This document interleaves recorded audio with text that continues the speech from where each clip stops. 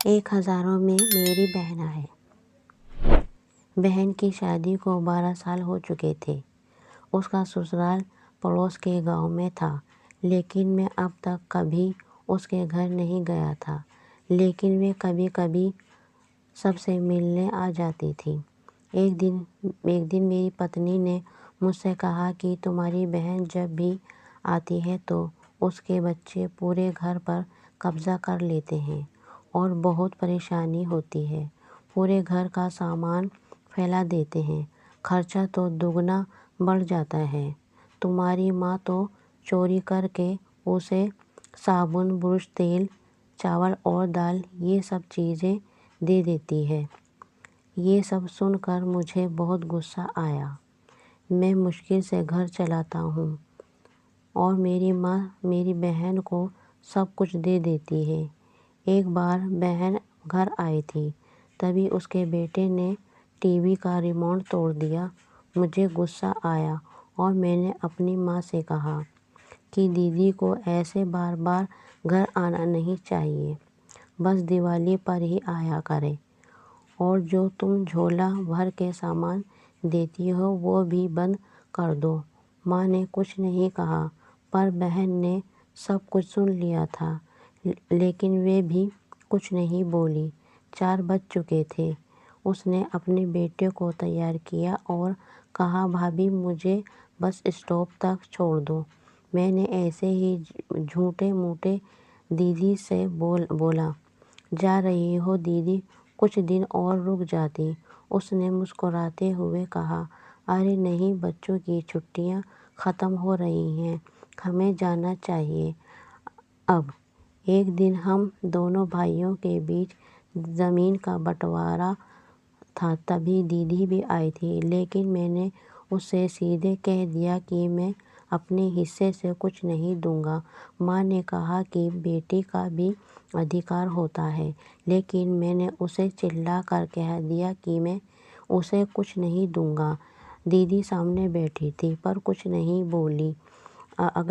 الگ ہونے کے کچھ دنوں بعد میرے بیٹے کو ٹی بی کی بیماری ہو گئی۔ میرے پاس اس کے علاج کے لیے بالکل بھی پیسے نہیں تھے۔ میں بہت تناؤ میں تھا۔ ایسے ہی ایک دن میری بہن گھر آئی اور میرے پاس بیٹھ گئی۔ اس نے اپنا ہاتھ میرے سر پر پھیرا اور کہا کہ تم تناؤ میں کیوں ہو؟ میں تمہاری بڑی بہن ہوں، میں نے تمہیں بچپن سے پالا ہے، تمہیں جانتی ہوں میں، اور تم مجھ سے بھی زیادہ بڑے دکھتے ہو۔ اس نے اپنے ہاتھوں سے سونے کی چوڑیاں نکالی اور میرے ہاتھ میں دے دیں۔ اس نے کہا تم پاگل ہو، تم ایسے ہی ٹینشن لے رہے ہو، یہ چوڑیاں لو اور اپنے بچے کا علاج کراؤ۔ اور دھیرے سے بولی، چوڑیوں کے بارے میں کسی کو مت بتانا، تمہیں میری قسم ہے۔ اس نے پھر سے اپنا ہاتھ میرے سر پر پھیر دیا۔ اس نے مجھے 1000 روپے دیے، اس میں 50 اور 100 کے نوٹ تھے، شاید اس نے بچت کر کے جمع کیے ہوں گے۔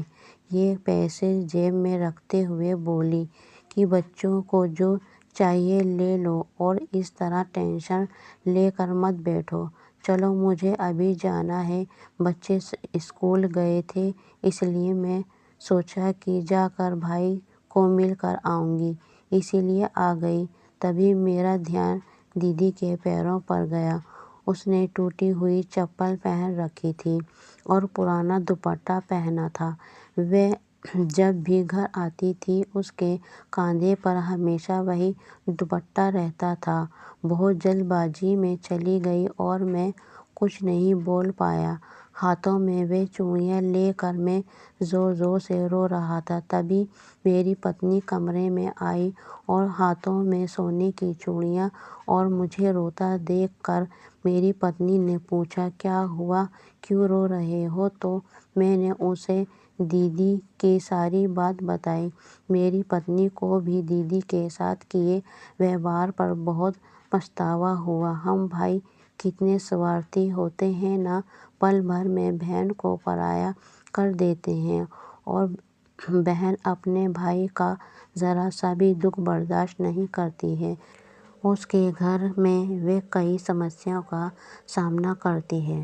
دوستو، ہمیں تھوڑا سمے دے کر اور اپنی بہن سے حال چال پوچھنا چاہیے۔ پتا کے بعد بہن بھائی کو ہی پتا سمجھتی ہے۔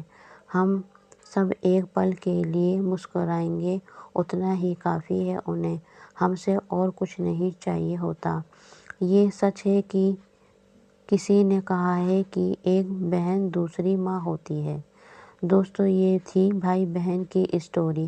اگر آپ کو یہ اسٹوری اچھی لگی ہو تو اس اسٹوری کو اپنے دوستوں اور ریلیٹیو کو ضرور شیئر کریں، اور آپ ہمیں کمنٹ کر کے بتا سکتے ہیں کہ آپ کو یہ لو اسٹوری کیسی لگی۔ اپنا بہومولیہ سمے دینے کے لیے میرے سبھی پیارے دوستوں کو دل سے بہت بہت دھنیہ واد۔